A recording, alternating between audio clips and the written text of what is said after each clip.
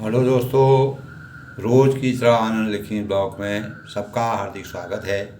सबके मंगल भविष्य की कामना के साथ दोस्तों, आज 17 नवंबर 2023 शुक्रवार का दिन, कार्तिक मास शुक्ल पक्षी चतुर्थी तिथि है दोस्तों। पूर्वाषाढ़ा नक्षत्र और धृति योग का योग है का संयोग हुआ है। और दिन के शुभ मुहूर्त की बात करें तो शुक्रवार को अभिजीत मुहूर्त 11:44 से 12:06 तक और राहु काल दोस्तों दोपहर 10:46 से 46 तक और 12:05 तक राहु काल रहेगा। इस समय हम किसी प्रकार के शुभ कार्य करने से परहेज करेंगे और जो अभिजीत मुहूर्त में हम जो भी हमारे शुभ मंगलमय कार्य करने हैं उसको हम कर सकते हैं। शुक्रवार के दिन का संबंध शुक्र ग्रह की महिमा के बारे में विद्यमान है दोस्तों। जबकि शुक्रवार का दिन माता लक्ष्मी का और दुर्गा माता का की उपासना करने का विधान है और दुर्गा और लक्ष्मी को यह दिन समर्पित होता है। और इसके साथ ही दोस्तों शुक्रवार का दिन वैभव और अनेक प्रकार के विलासता भोग विलासता का भी दिन माना जाता है।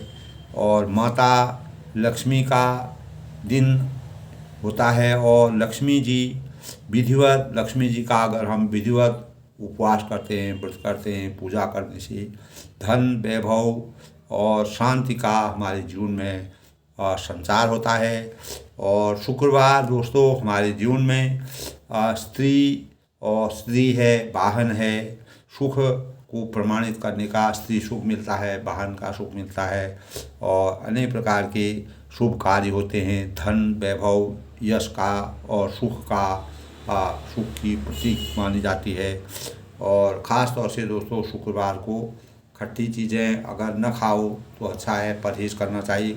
खट्टी चीज़ों से हमारे अंदर शुक्रवार को नकारात्मक ऊर्जा क्योंकि माँ लक्ष्मी खट्टी चीज़ों से परहेज़ करती हैं। और हिंदू धर्म के अनुसार दोस्तों दिन और यानी यह शुक्रवार का दिन जो है बहुत ही शुभ और मंगल कामनाओं से का कारक माना जाता है। और ज्योतिष शास्त्र के अनुसार शुक्रवार का दिन शुक्रदेव और देवी लक्ष्मी को समर्पित होता है। और शुक्रवार के दिन लक्ष्मी पूजन से जीवन में अनेक प्रकार की सुख और सुविधा प्राप्त होती है। और लक्ष्मी को शंख है, कौड़ी हैं, कमल हैं, मखाना है, बतासा है, ये चीज़ें लक्ष्मी जी को अर्पित करनी चाहिए। और माला है, ये चीज़ें अर्पित करनी चाहिए। और इस दिन दोस्तों संगीत की चीज़ें हैं, सजावट की चीज़ें हैं, कला की चीज़ें हैं, सौंदर्य की चीज़ें हैं। और इस प्रकार की चीज़ों को खरीद करके घर में वास्तुकला के हिसाब से भी आप नियमित जगह पर उसको रख करके लक्ष्मी की प्राप्ति होती है और अनेक प्रकार की नकारात्मक ऊर्जा हमारे शरीर से दूर हो जाती है। दोस्तों लक्ष्मी का मंत्र, लक्ष्मी माता का मंत्र भी है, ओम ऐं ह्रीं श्रीं अष्टलक्ष्मी मे हि सिद्धते मम गृहे आगच्छ नमः स्वाहा। यानी ऐं ह्रीं श्रीं अष्टलक्ष्मी लक्ष्मी ह्रीं सिद्धये मम गृहे आगच्छ नमः स्वाहा। इस प्रकार से लक्ष्मी का के भावों का संचार होता है। लक्ष्मी जी का अगर हम इस प्रकार से मंत्रोच्चार करें, 8 बार करें, 21 बार करें, 51 बार करें, 108 बार करें, तो जितना भी आपको टाइम है आप समय है, जितना आपको सुनियोजित लगता है उतना आप लक्ष्मी जी का पूजन कर सकते हैं। इसके आपके आपके हृदय में, मन में शांति का आभास होगा, धन की वृद्धि होगी, धन वैभव आएगा और विचारों में सकारात्मक ऊर्जा पैदा होगी और धन का सही सदुपयोग होगा। दोस्तों, लक्ष्मी माता धन के सही सदुपयोग करने से माता अपने आप ही विराजमान होती हैं और उसी घर में विराजमान होती है जहाँ लक्ष्मी जी का महत्व समझा जाता है, उनकी कृपा मानी जाती है, उनका आशीर्वाद जहाँ बरसने लगता है वहाँ धन, वैभव, शांति और शांति का एहसास होता है। दोस्तों, हमारे जीवन में रामचरितमानस के प्रसंग के अनुसार दोस्तों, रामचरितमानस का प्रसंग चल रहा है। माता सीता जी जो हैं वन में रामचंद्र जी के साथ जहाँ जीवन जाएगा वहाँ प्राण भी जाएगा और जब अगर भगवान मर्यादा पुरुषोत्तम भगवान राम जी अगर वन में जाएंगे तो मेरा अयोध्या में रहना ये मर्यादा के अनुकूल नहीं, यह मर्यादा के प्रतिकूल है। अनेक प्रकार के भावों को कहते हुए, विचारों को कहते हुए तो वह अवध वहाँ जहाँ राम निवासु, दिवस वहाँ जहाँ भानु प्रकाशु। अवध वहीं है जहाँ रामचंद्र जी का वास है, जहाँ रामचंद्र जी मर्यादा पुरुषोत्तम भगवान राम जी जहाँ रहेंगे वहीं अवध का आसार मुझे होगा। उस वन में भी मुझे ऐसा आसार होगा, वहाँ अयोध्या से करोड़ों अयोध्या हमको मेरे को वहाँ दिखाई देंगे। इस प्रकार के भावों से, अपने परम स्नेह और भक्ति के भावों से, जिस प्रकार शिव जी और पार्वती के आपस में अनेक प्रकार के संवाद हुए थे, एक दूसरे की परीक्षाएं हुई थी, अनेक परीक्षाओं में पार्वती सभी परीक्षाओं में उन्होंने अपनी भक्ति और शिव जी के भाव में इस प्रकार से अनुरक्त थी कि पूरा उनके लिए वह समर्पित थी। अनेक और जब सती होने के बाद भी उन्होंने हिमांचल के वहाँ जन्म लेकर के अनेक प्रकार से इस सृष्टि की रचना करने के लिए पार्वती के रूप में जन्म लेके और शिव जी की आराधना और शिव जी के साथ हमेशा वह शिव जी के साथ रहना चाहती थी और उनके संपर्क में रहना चाहती, उनकी भक्ति में लीन थी। इस प्रकार दोस्तों सृष्टि की रचना हुई। इसी प्रकार सीता जी और रामचंद्र जी का भी मर्यादा की रक्षा के लिए, मर्यादा की रचना के लिए, इस सृष्टि के संचार के लिए मानव जीवन को हमेशा के लिए मर्यादा और अपने संस्कार और पारिवारिक संगठन व्यवहार कुशलता को प्रदर्शित करने का सबसे बड़ा मानक माना जाता है। तो जो रामचरितमानस का पठन पाठन करते हैं, नियमित ढंग से जो इसका रामचरितमानस को पढ़ते हैं, वह कभी भी जीवन में परेशान नहीं होंगे, वह हमेशा सुखी रहेंगे, उनका जीवन आनंद मंगल होगा। अनेक प्रकार की विषमताओं में, कठिनाइयों में भी उनका जीवन सकारात्मक होगा, यह निश्चित है दोस्तों। इसी प्रकार तुलसीदास जी ने दोस्तों अनेक प्रकार से इस रामचरितमानस को इतना विशाल बनाया कि युगों तक ये हमारे जीवन में, हमारे अंतःकरण में हमारे लिए प्रेरणा का स्रोत रहेगा। इसी प्रकार दोस्तों रामचरितमानस के अनुसार हमारी भावना यदि ज्ञान और भक्ति अगर हमारे अंतःकरण में होती है, जिस प्रकार सीता जी के अंदर ज्ञान और भक्ति का अपार भंडार था, उसी प्रकार उन्होंने जो है भावना यदि, इसीलिए कहा गया दोस्तों, भावना यदि ज्ञान के मार्ग से गुजरती हो तो उसकी नींव कमज़ोर कभी नहीं होगी। यानी शक्ति रूपी इसका भवन सदा हिलता, कभी भी डोलेगा नहीं, हिलेगा नहीं। प्रबल और अनेक प्रकार की कठिनाइयों और विषमताओं में भी हम समझ और ज्ञान एक दूसरे के पूरक हैं और अगर इसमें किसी प्रकार के टूटने, गिरने, मिटने की आशंका कभी नहीं, कभी भी मनुष्य अगर जिसके अंदर भक्ति है, ज्ञान है, सही स्वरूप है, तो उसके अंतःकरण में कभी भी कोई भी बात से उसको वह न टूटता है, न गिरता है, न मिटता है, यानी वह हमेशा अटल रहता है। तो इस प्रकार दोस्तों सामान्य क्रम में भक्ति तो केवल विश्वास करना जानता है, हमारे अंतःकरण में विश्वास की भावना जानती है और उसे मात्र श्रद्धा आरोपण करना, इस प्रकार का हमारी श्रद्धा उससे जागती है और विश्वास करना हमारे अंतःकरण में आता है और अनेक प्रकार के हम उसका अनुसरण करते हैं और हम भटक करके भी वह अगर भक्ति और ज्ञान के वास्तविक स्वरूप को प्राप्त करते हैं तो हमारे जीवन, हमारे अंतःकरण में अनेक प्रकार की, जिस प्रकार से एक छोटा सा बीज होता है उससे अनेक प्रकार का जब जब वह प्रस्फुटित होता है, उसी प्रकार के भाव, नए भाव और नया नया नया बीज बन करके वह उभरता है। तो उसी प्रकार के भाव हमारे अंतःकरण में योग और भक्ति के संयोग से होता है।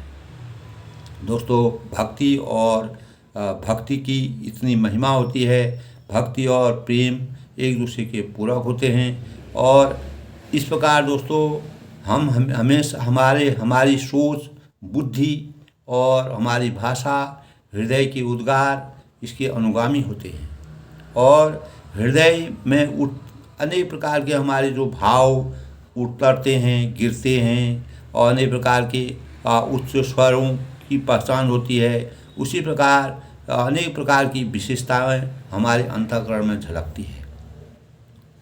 दोस्तों अकेली भावना मूक होती है, अगर अकेली भावना होगी वह मूक के समान होती है और बुद्धि, हमारी बुद्धि जो है वो वाचाल होती है और इन दोनों के मिलन से ही चरम संयोग बनता है, वास्तविक संयोग तभी बनता है और इन दोनों के एकाकार होने से ही परम उपलब्धि होती है।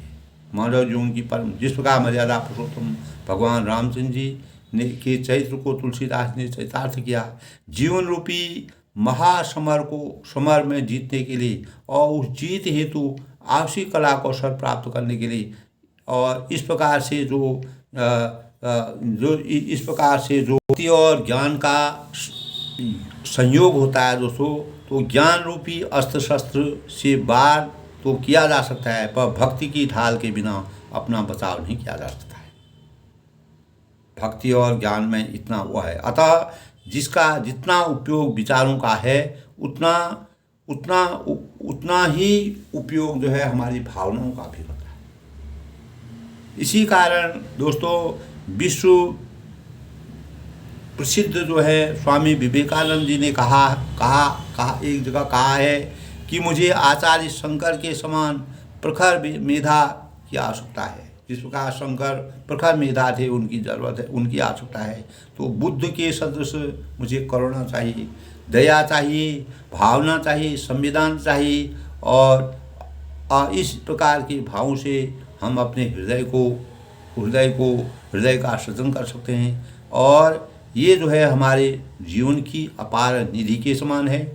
ज्ञान विज्ञान को जान लेने पर भी देवर्षि नारद ने कि अंतर एक अतृप्ति रह गई थी, किसी चीज़ को पाने की कसक, तड़पन, पीड़ा रह गई थी। वह व्यथा, वह अतृप्ति तभी मिटी जब उन्होंने भक्ति रूपी सोमरस का पान कर लिया था, नारद जी ने, और उनमें ज्ञान के साथ ही भक्ति रूप में उनके जीवन में उदय हुआ और वे इसी भावधारा में स्पंदित एवं तरंगित हुए और नारद भक्ति सूत्र इसी का परिणाम है। आचार्य शंकर केवल प्रखर मेधा प्रज्ञा के धनी नहीं थे, उनके अंदर हृदय की विशालता का स्वरूप था और वे प्रेम और भक्ति के जीवंत पुरुष थे। उनकी सौंदर्य लहरी में भक्ति की गहन और गंभीरता का पूर्ण रूप से झलकती थी और इसी प्रकार महाकवि दिनकर जो राष्ट्र प्रेमी कवि थे, उनके चरित्र में भी राष्ट्र कवि के रूप में अलंकरण और अलंकृत होने की क्षमता थी और शुष्क विचारों से सजल भावनाओं की ओर उन्मुख रखते हुए मानव चेतना को उन्होंने प्रेरणा का स्रोत बनाया, मानव चेतनाओं को आगे बढ़ाया। बुद्धि के मार्ग में दार्शनिकता तात्विकता का जन्म होता है, वो बुद्धि का मार्ग है। इसी प्रकार रामचरितमानस में दोस्तों हम हमारे जीवन में अनुसार मर्यादा पुरुषोत्तम भगवान रामचंद्र जी और सीता की बुद्धि विवेक और ज्ञान की बातों को किस प्रकार से एक दूसरे ने अपनी अपनी बातों को रखा। रामचंद्र ने किसी प्रकार की अवहेलना के पात्र बनने से अपने को रोकने के लिए वन में जितने प्रकार के जितने प्रकार की असह्य और असहनीय चीज़ें थी, जो वहाँ के वातावरण में, वहाँ के परिवेश में और वहाँ के जंगलों में और वहाँ की विभिन्नता में अनेक प्रकार के भाव, वहाँ अनेक प्रकार के जिस प्रकार के प्राणी, तरह तरह के प्राणी वहाँ रहते थे, उसका सविस्तार वर्णन करके सीता जी को पूर्ण रूप से समझाया। लेकिन सीता जी अपनी मर्यादा पर अटल हैं। रामचंद्र जी जहाँ जीवन होता है वहाँ प्राण भी होता है। निश्चित है दोस्तों, इस जीवन में जहाँ जीवन होगा वहाँ प्राण भी होगा, और जीवन और प्राण जब इस भौतिक शरीर में हमारा प्राण जब तक रहेगा तब तक ये जीवन हमारा कार्य रूप में रहता है। फिर यह प्राण जो है किसी दूसरे जीवन को प्राप्त करता है। इसी प्रकार मर्यादा पुरुषोत्तम भगवान राम जी अंतर्यामी थे। तो तब सीता जी कहती हैं कि हे प्राणनाथ, हे दया के धाम, हे सुंदर, हे सुखों की देने वाले और हे सुजान, हे रघुकुल रूपी कुमुद के खिलाने वाले, रघुवंश के कुमुद को खिलाने वाले, आपके बिना स्वर्ग भी मेरे लिए नरक के समान है। अगर आप अगर नहीं हैं तो अगर मुझे कोई स्वर्ग में भी बसने को कहता है वो अभी मेरे को नरक लगे। यानी बिना राम के यह सृष्टि नहीं चल सकती है। इस सृष्टि में जहाँ राम है वहाँ अयोध्या है, जहाँ अयोध्या है और जहाँ दिवस है, जहाँ सूर्य होगा वहीं दिवस भी होगा। यानी अज्ञान रूपी अंधकार से दूर रह के ज्ञान रूपी प्रकाश में जाने के लिए हमें रामचंद्र की शरण के अलावा और कोई दूसरा मार्ग नहीं दिखता है। इस प्रकार के भावों से सीता जी ने अपने भाव का वर्णन किया। तुलसीदास ने इस प्रकार का चरित्र चित्रण किया है। तब कहते हैं, मात पिता भगनी प्रिय भाई, प्रिय परिवार सुहृद समुदायी, सास ससुर गुरु सजन सहाई, सुत सुंदर सुशील सुखदाई। तब कहते हैं माता है, पिता है, बहन है, प्यारा भाई है, प्यारा परिवार है, मित्रों का समुदाय है, और सास ससुर हैं, गुरु और जो भी स्वजन हैं, अपने बंधु हैं, अपने बंधु बांधव हैं, सहायक और सुंदर सुशील और सुख देने वाला पुत्र है। इस प्रकार के जितने भी हमारे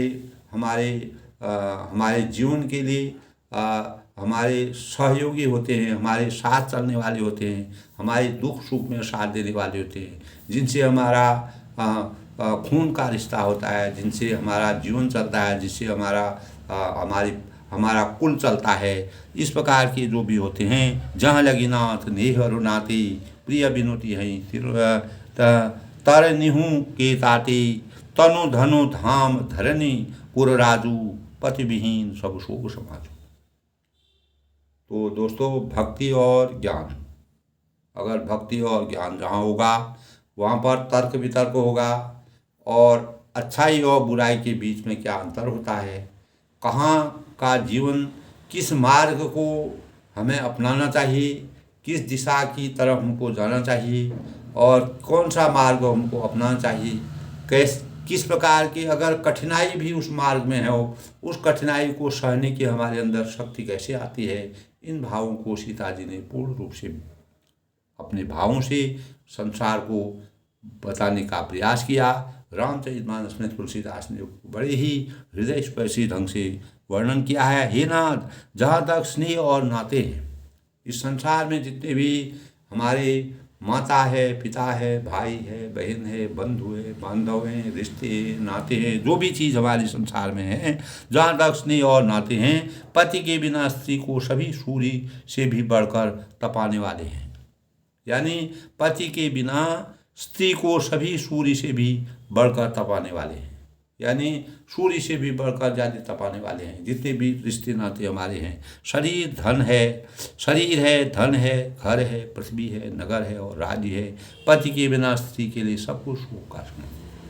तो पति धर्म जो त्रिया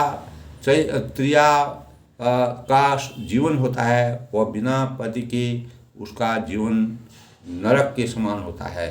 दोस्तों, चाहे हम कितना भी, लेकिन ऐसे कहीं पर अगर ऐसा जीवन पति अगर किसी का नहीं रहता है तो उस विषम परिस्थिति में वो अपने आप को, उसके अंदर इतना आत्मबल होता है, लेकिन हमेशा तभी कहते हैं अंध बधिर कोढ़ी अति दीना, ऐसे पति को किए अपमाना, नारी पाई जमपुर दुखदाना। अंध बधिर क्रोधी अति दीना, चाहे पति कैसा भी हो, तुलसीदास जी ने इस प्रकार का वर्णन किया है, तब भी नारी उसका सम्मान नहीं करती हैं, तो वह जमपुर में जाकर के, यम लोक में जाकर के अनेक प्रकार के कष्टों को भोगती है।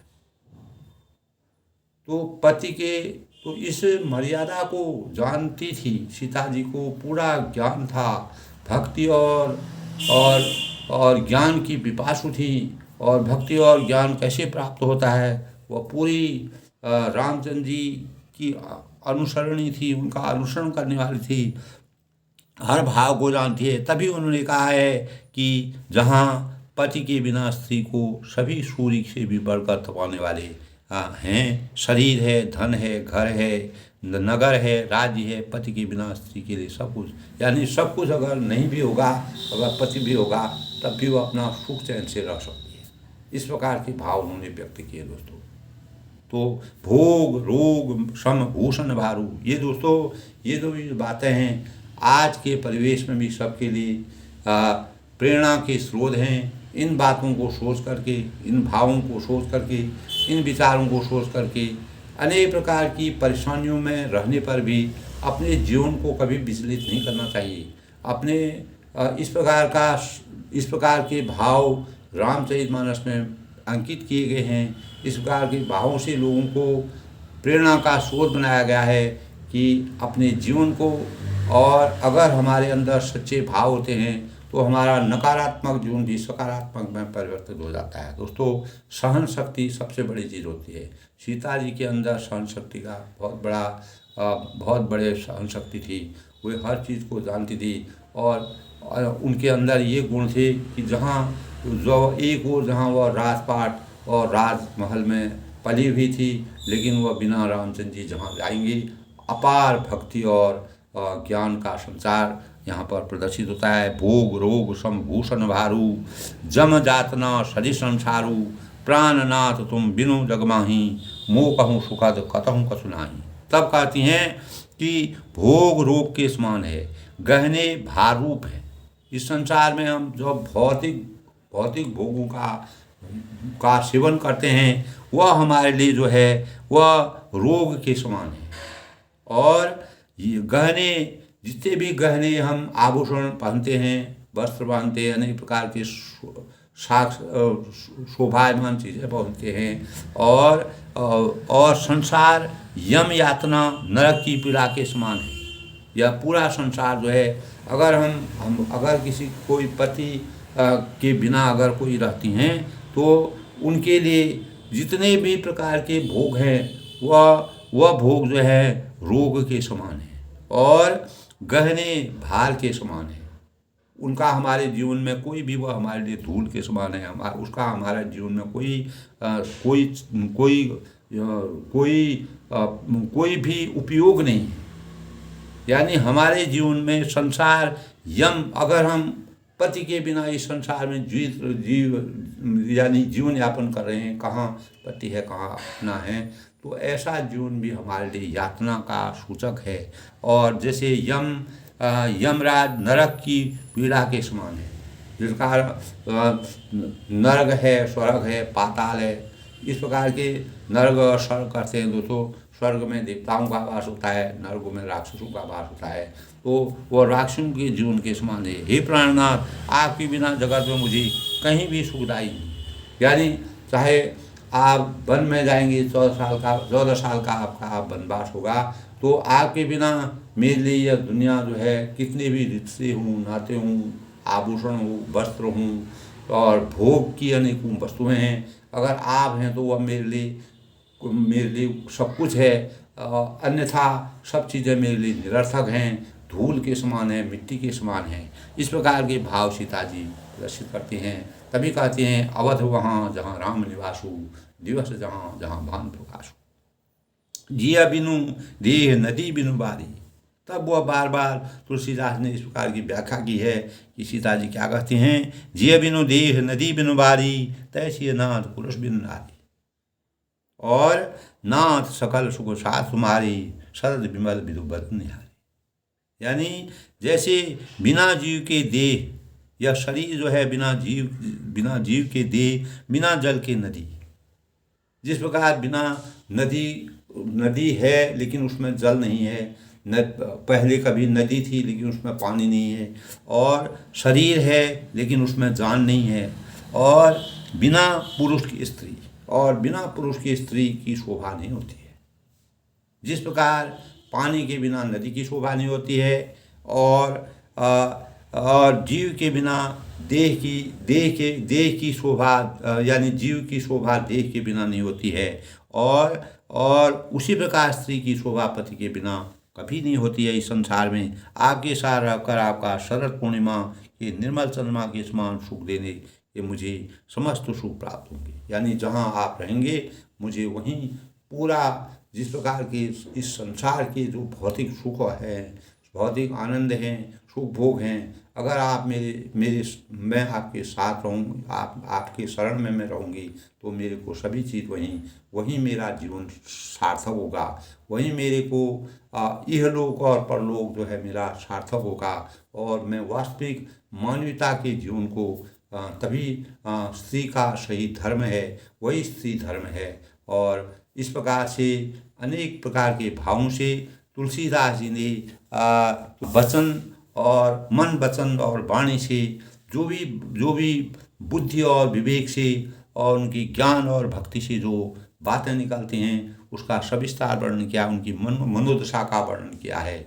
और जब रामचंद्र जी ने उनको वन जाने से, अपने साथ वन ले जाने से मना कर दिया, और माता का भी, कौशल्या माता ने भी उनको रोकने का प्रयास किया, लेकिन रामचंद्र से उन्होंने अनुरोध किया कि सीता भी आपके साथ वन में आना चाहती हैं। सीता जी अपनी पूरी वह जिदपन भी नहीं कर सकती है और कोई नहीं कर सकती है, लेकिन अपने भावों को व्यक्त करते हुए रामचंद्र की भक्ति में तल्लीन हैं, और उनकी भक्ति में ही उनका जीवन सार्थक है।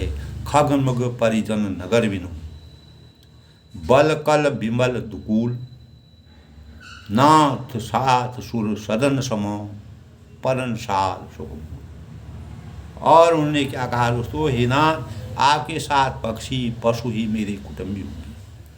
जिस प्रकार आपने कहा कि जंगल में अनेक प्रकार के पशु होंगे, पक्षी होंगे, जानवर होंगे, भयंकर मानव होंगे, अनेक प्रकार के मानवीय अवतार होंगे, मायावी रूपें होंगी, तमाम चीज़ें जो हैं वह पशु पक्षी जिस प्रकार आपका परिवार होगा, उसी प्रकार वह मेरे कुटुंब के समान होगा, मेरे परिवार के समान है। वन ही नगर और वृक्षों की छाल निर्मल वस्त्र होंगे। ये भी उन्होंने कह दिया कि उन्होंने कहा कि वन में जो है वृक्ष की छाल को निकाल करके उसके वस्त्र पहने जाते हैं, लेकिन वह भी मेरे लिए जो है निर्मल वस्त्र होंगे। मुझे कोई प्रकार का, वह मेरे लिए निर्मल वस्त्र होंगे, मेरे को कोई कष्ट नहीं होगा। और पर्णकुटी जो तिनके की घास फूस की जो कुटिया होगी जिसमें हम रहेंगे, वह मेरे लिए अयोध्या के समान होगी। और पत्तों की बड़ी झोपड़ी जो है वह मेरे लिए अयोध्या के समान होगी। स्वर्ग के समान सुखों को मूल होगी, या सुखों की मूल का मतलब सुखों की जड़ है। जहाँ से सुख प्राप्त होते हैं वहीं मेरे को वास्तविक सुख की प्राप्ति होगी। रामचंद्र की शरण में, आपके शरण में, आपके सानिध्य में, आपके अनुसरण में, आपकी आज्ञा के अनुसार मैं अगर आपके शरण में रहूँगी हर समय मैं आपको देखती रहूँगी, वही मेरे लिए स्वर्ग के समान होगा। और सब चीज़ें, जितनी भौतिक संसार की ये चीज़ें हैं, ये मेरे लिए निरर्थक हैं, ये नरक के समान हैं। उनका कोई मेरे जीवन में कोई सार्थक उपयोग नहीं है। मात्र मुझे आपकी शरण चाहिए। बन देवी बन देव उदारा, करियो सास ससुर संसारा। कुश किसलय साथरी सुहाई, प्रभु संग मंत्र मनोज उतराई। तब कहते हैं, उदार हृदय की बन देवी और बन देवता ही सास ससुर के समान मेरी सार संभाल करेंगे। जिस प्रकार सास ससुर के सानिध्य में रह करके मैं अनेक प्रकार के सुख का अनुभव करूँगी, और उसी प्रकार जो वन की देवी होगी, वन के जो देव होंगी, वही मेरे को सास ससुर का जैसा मुझे उनसे स्नेह मिलेगा, प्यार मिलेगा। कुछ किसलय साथरी सुहाई, प्रभु संग मंत्र मनोज सुहाई। और कुशा और पत्तों की सुंदर सारथी बिछौना जो होगा हमारा, सारथी माने बिछौना, जो हमारा कुशा पत्तों में जो हम सोएंगे, और उसी प्रकार का वहाँ रामचंद्र ने उनको समझाया था, ऐसा होगा करके। तो कामदेव की मनोहर तो सबके समान होगी, यानी कामदेव का अगर कामदेव अच्छी प्रकार उसमें सोचता है, तो वह कामदेव के समान ही वह पर्णकुटी जो है, जो कुशा है और कुश की पत्ते हैं, कुशा है और पत्तों की सुंदर जो बिछौना होगा, वह कामदेव की मनोहर तो सब के समान मेरे लिए होगी। जिनका कामदेव जो है मनोहर को सब में सोचते थे, वही जो कुशा और पत्तों का बिछौना होगा, वह मेरे लिए स्वर्ग के समान होगा। कंद मूल फल अमी आहारू, और सूद सर स्वाहा।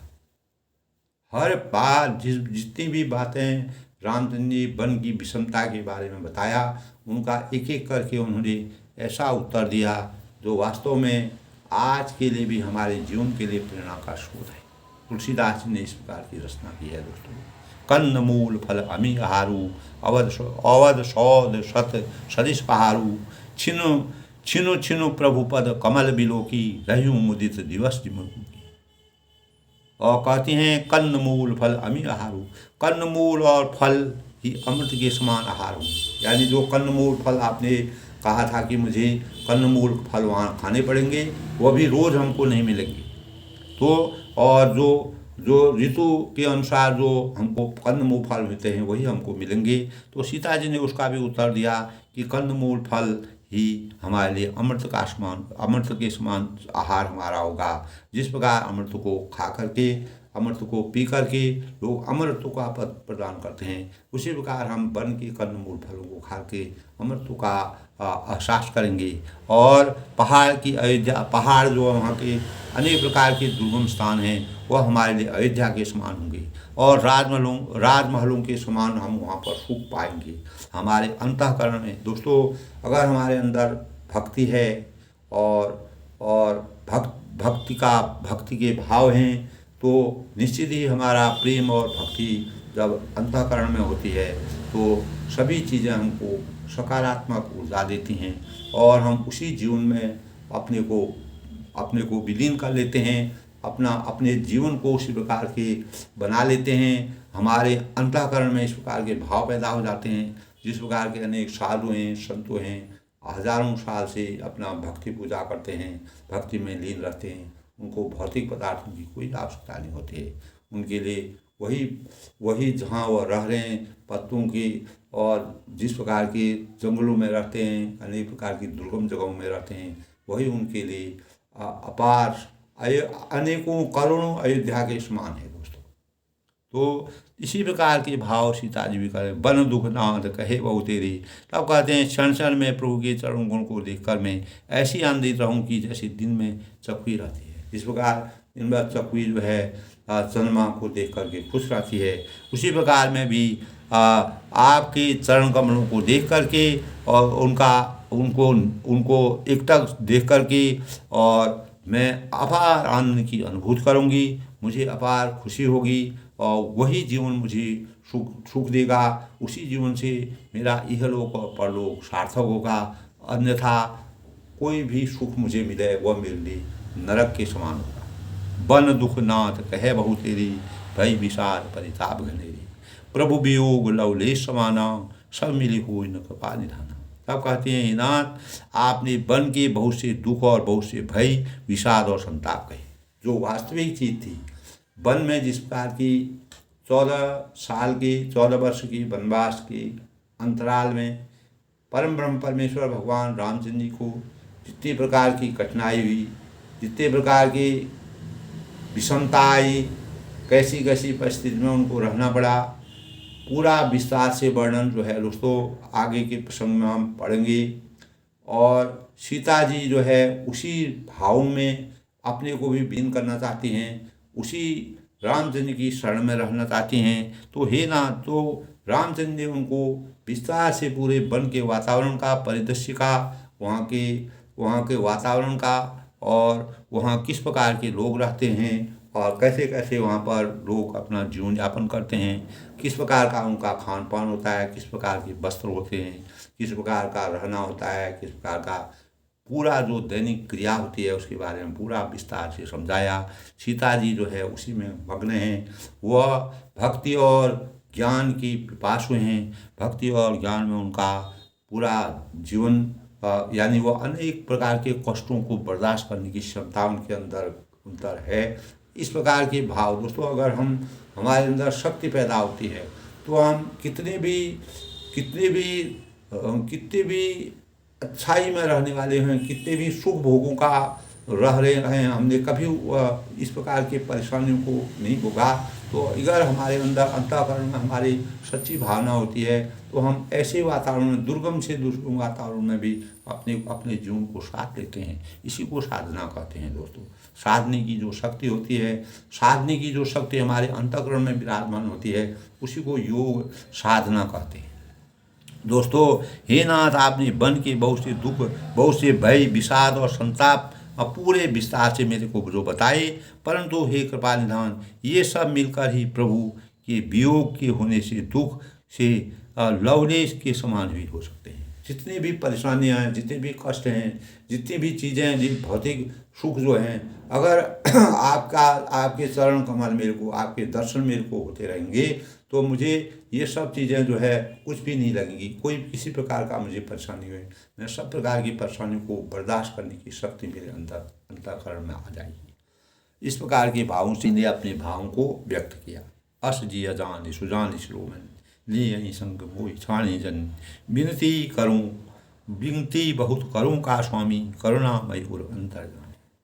तब वह कहते हैं कि ऐसा जी में, अपने हृदय में इन बातों को सोच करके, समझ करके, पूरे विचार करके, हे सुजान शिरोमणि, हे पूरे संसार की बातों को, सृष्टि के ज्ञान को जानने वाले शिरोमणि, आप मुझे साथ दीजिए। किसी भी परिस्थिति में, किसी भी दशा में मेरे को आपका सानिध्य चाहिए, आपका साथ चाहिए। मुझे अपने साथ लीजिए, चाहे कुछ भी हो, और यहाँ न छोड़िए। मैं अयोध्या मेरे लिए दुर्गम वन की जगह हो जाएगी। अगर मैं वन में जाऊँगी वह मेरे लिए अयोध्या के अनुसार हो जाएगी। आपके सानिध्य में मैं रहूँगी। मैं अधिक क्या विनती करूँ, यानी ये मेरी अंतिम विनती है। मैं अपने अंतःकरण से, अपने स्वभाव से, मन, वचन और कर्म से सब कुछ करने को तैयार हूँ, लेकिन मेरे को आपकी शरण चाहिए और मैं इसके अलावा और क्या कर सकती हूँ।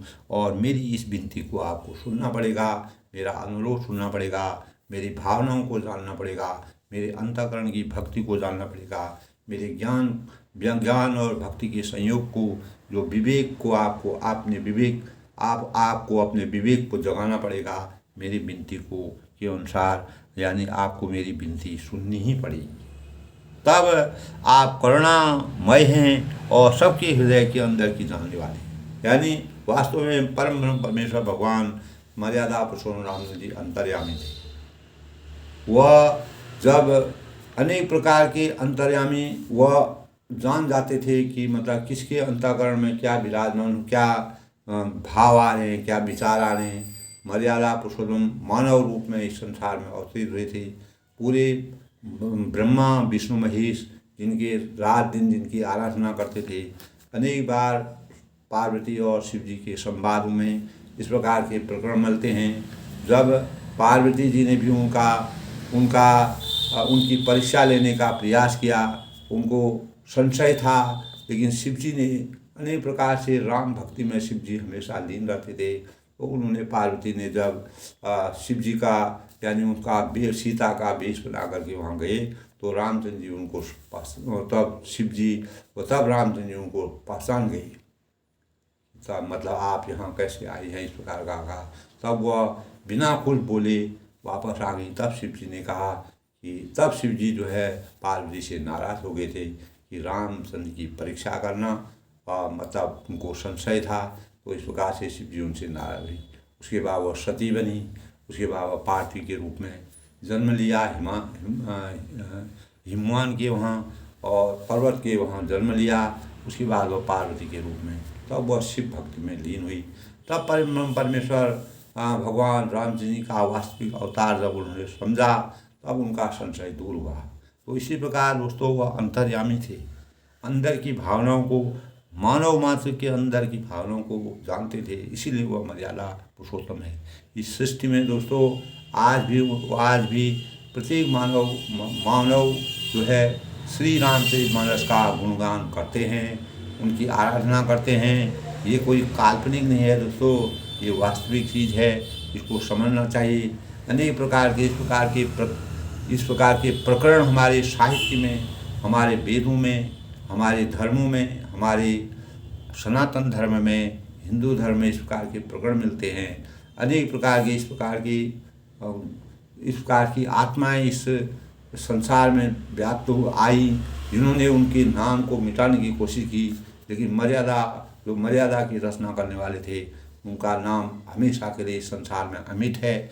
और वह जब तक सृष्टि रहेगी तब तक उनका गुणगान यश और गा करके उनके गुणगान यश की कीर्ति का बखान करके हम अपने जीवन में अनेक प्रकार की प्रेरणा लेते रहेंगे। और तुलसीदास द्वारा तो इस प्रकार की रचना रामचंद्र के चरित्र को, अनेक प्रकार के रामायण के अंदर जितने भी चरित्र हैं सबका सुंदर ढंग से उन्होंने प्रदान किया है, वह हमारे लिए प्रेरणा का स्रोत है। तब सीता जी के भावों को और किस प्रकार के पतिव्रता धर्म किस प्रकार का होता है, पतिव्रता को कैसे सार्थक किया जाता है, इस प्रकार के भाव में सीता जी के चरित्र से विद्यमान होते हैं। राखी अवध जो अवध लगी, रत न जनि अस प्राण, दीन बंधु सुंदर सुखदो शील सने निधान। तब वह कहती हैं कि हे दीन बंधु, हे सुंदर, राखी अवध जो अवध लगी, हे सुख देने वाले, हे शील और प्रेम के भंडार, यदि अवधि 14 वर्ष तक मुझे अयोध्या में रहते हैं तो जान लीजिए कि मेरे प्राण नहीं रहेंगे। तब उन्होंने कहा अगर 14 साल तक आपने मेरे को, अगर आप हट करके अपने यानी ज़बरदस्ती अगर मेरे को आप 14 साल तक अगर अयोध्या में रखने की कोशिश करेंगे, अपने साथ बन नहीं ले जाएंगे, तो रामचंद्र जी को सीता जी ने इस प्रकार से विवश कर दिया तो मुझे आप जिंदा नहीं पाएंगे। आपके वियोग में मैं या वन में मुझे कितने प्रकार के भी कष्ट हों, सहन हों, किस प्रकार का भोजन करना पड़ गए, किसी प्रकार के कंदमूल खाने, जो भी वस्त्र मुझे पहनने पड़े, सब मेरे लिए जो है आपके रहते हुए अगर मैं आपके दर्शन करते रहूँगी, आपकी भक्ति रस में मैं डूबी रहूँगी, तो मेरे लिए मुझे कोई कभी कष्ट नहीं होगा। लेकिन अगर आप मेरे को 14 साल तक अपना वन में जाएंगे, मुझे अयोध्या में छोड़ेंगे, तो ये जो है ये निश्चित है कि मुझे आप जीत नहीं पाएंगे। इस प्रकार के भाव सीता जी ने प्रकट किए। दोस्तों यही सत्य भाव होते हैं। पति पत्नी का धर्म मर्यादा के अनुकूल किस प्रकार का होना चाहिए, और समता में भी विषमता में भी समता के भाव प्रकट होते हैं। एक वो जहाँ रामचंद्र जी सीता जी की कोमल शरीर को देख कर के उनके बालपन को देखते हुए किस प्रकार के वातावरण में पली है, उनके सुखद जीवन का आनंद की भाव सोच रहे हैं, और 14 साल तक वनवास अपना अकेले जाना चाह रहे हैं। दूसरी तरफ से सीता जी उनकी भक्ति में और उनकी भक्ति और स्नेह में डूबी हुई हैं, उनके बिना उनका जीवन निरर्थक है। उनके बिना उनका जीवन नरक के समान है। तो तभी वहीं कहा है, अंध बधिर कोड़ी यदि दीना, ऐसी पृथ्वी की अपना। कोई अंधा हो, बधिर हो, कोड़ी हो, किसी प्रकार का भी कोई पति हो, उसको भी अगर कोई नारी अपमान करती है, उसका भी सम्मान नहीं करती है, तो वह निश्चित ही नरक की भागी होती है। इस प्रकार के भावों को तुलसीदास ने रामचरितमानस में व्यक्त किए। यही भाव सीता जी के अंतःकरण में आए और इन्हीं प्रकार के भावों को सोच करके उन्होंने अपने भक्ति और भक्ति भाव से और प्रेम और भक्ति के स्वरूप को जगाकर, अपने विवेक को जगाकर, अपने अंतिम जो उनकी भावना थी उनका स्पष्ट वर्णन किया कि रामचंद्र के बिना अगर मुझे अयोध्या में रहना पड़ता है 14 साल तक, तो मैं जीवित नहीं रहूँगी। इस बात को स्पष्ट रूप से उन्होंने रामचंद्र को बताया। मजबूर होकर के रामचंद्र के साथ सीता जाएंगी, ऐसा निश्चित है। लेकिन आज का प्रसंग दोस्तों बस इतना। पति पत्नी के बीच का जो स्नेह होता है, जो भक्ति होती है, जो मर्यादा के अनुसार नीति और मर्यादा हमारे वेद और शास्त्र जिस प्रकार की मर्यादा हमारे आगे रखते हैं, ये हमारे लिए एक प्रकार की प्रत्येक पति पत्नी के लिए प्रेरणा का स्रोत है। इसी प्रकार के भाव हमारे अंतःकरण होना चाहिए, तभी हम सृष्टि की रचना को सही ढंग से संचालन कर सकते हैं, सृष्टि को आगे तक चला सकते हैं।